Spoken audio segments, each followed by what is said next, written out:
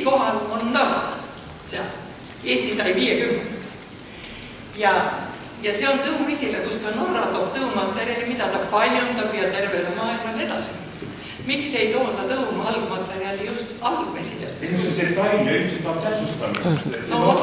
Aga ei, asi on selles, et tõesti Norras tuuaksegi meile ja müüaksegi.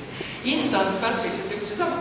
Ja tegelikult peaks olema siis ikkagi algmaterjal. See on üks asi. Ja teine on see, et tõesti vanal kool, mida Martla ütles siin, oli meil olemas vabalike ajal, Vene ajal, tõunõukoguga Eestis.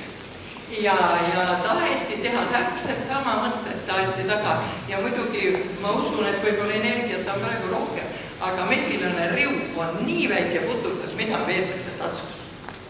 Ja mitte kuidagi ei saa ja mitte kellelegi, ja ma olen seda meelt läinud, et ma ei ole enam üldse kellelegi öelnud, kas sa pead itaanlas, kas sa pead Rainit, kas sa pead Karpaatlas, mis on ka Raini.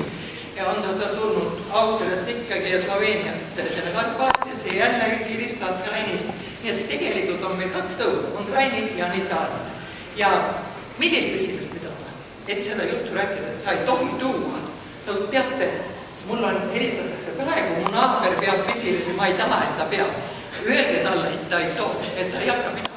Meil ei ole eelmise õigust. Ja seda mesilast ikka tuuakse, ikka ristatakse, ükskõik kus käiakse, tuuakse igast riigist. On see hea siis? Ei ole hea. See on väga halb. Kas me peame midagi ette võtma